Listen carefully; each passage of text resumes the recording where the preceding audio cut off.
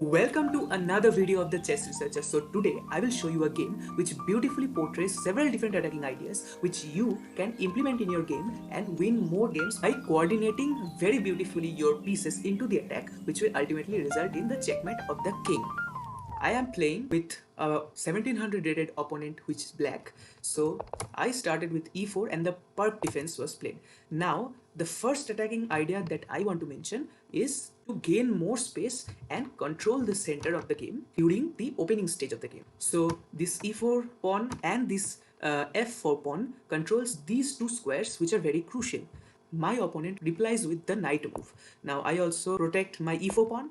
Then he tries to fianchetto his bishop.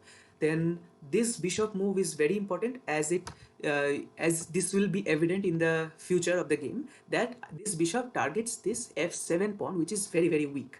So yeah, he naturally fianchettos, I protects, and he went for straight away the king side castle. So I just paused at this moment and tried to think very carefully what will my strategy be in the long term. So basically what I can see, I want to trade this dark square bishop, and I also want to remove this important defender of the h7 square, right? So in order to build towards that, I started with the following moves. Now I have seen that he has already committed to his king side, so I tried to implement two ideas simultaneously. One that I have already mentioned, that I want to trade this dark square bishop, which is an important defender, and secondly I want to bring all my pawns into this king side attack. So this is an important chess attacking idea known as pawn storm. Usually in the opening stage of the game, as quickly as you can, you should castle your king to safety. I already noticed this, that he has already committed his king, so I just, without wasting any time, I started my pawn storm. The very next important attacking idea to keep in mind, that the opponent will also try to attack you. What do you see from this move? You see that his idea is to play that b5 move, right? So that will gain time or gain tempo from attacking my bishop, which will ultimately force to retreat my bishop to b2 b3 square, right? So I used prophylactic move, which is bishop b3 now only, because now if he plays this move, then that move will have no logic in that, right? So this is very important. Don't let your opponent have any counterplay in this game, right? So he was trying to attack this pawn, but I don't think there was any logic. So I went with my strategy right away. I doubled this queen and bishop battery in this diagonal, and as soon as I was able to open this diagonal, I should be able to take this bishop. So he naturally went for this. Now this is, I think, a critical error, because this move very drastically weakens his king side. So that is important point to remember. But I think he had the logic that if I took, then the knight would come here, so it would practically be defending, but I don't think that was the correct way to go. So I straight away went for my plan.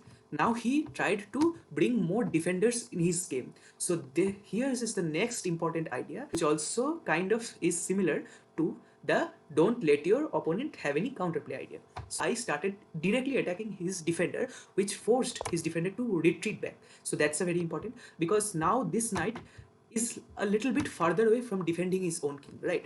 So that was very important. Now I traded the very important piece, is the dark square bishop. Now I had multiple entry points, and this knight was very weak because it was now only defended by the king and the queen, right?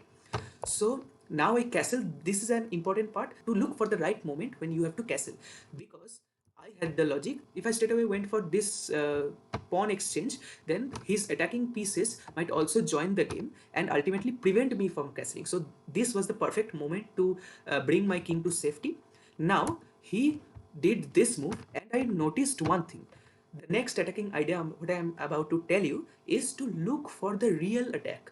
The real attack, which means, for example, this bishop is targeting this important f7 pawn, right? So I said this will be very important in the future. So this is the moment when I actually brought my rook on this open f file, not to attack this knight right away, but to actually attack this f7 pawn. He might have calculated that he actually has two attacking pieces over this central pawn. So if he tried to be greedy and he took the central pawn, then that would be a very horrible mistake.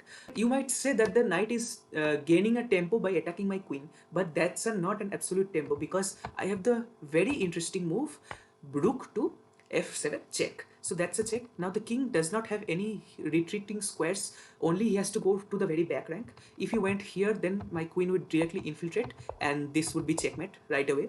So that was the idea, that I wanted to attack this weak f7 pawn. So always look for your real attack and the key squares that you want to attack in the future. So that will help you to suggest and select more interesting moves.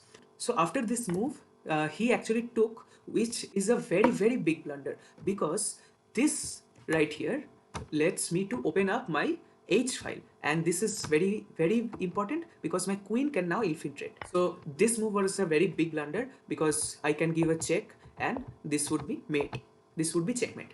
So he should have actually brought his other rook here in the game, like rook h8, which will actually prevent my queen from directly jumping in, right? So that was the game implementing various attacking ideas in chess, and hope it was very informative for everyone. If you like the content, do hit the like button and subscribe right now. And before you go, wait, I have a very interesting chess puzzle for every one of you. So let's see how many of you can solve this puzzle right now. Write down in the comments.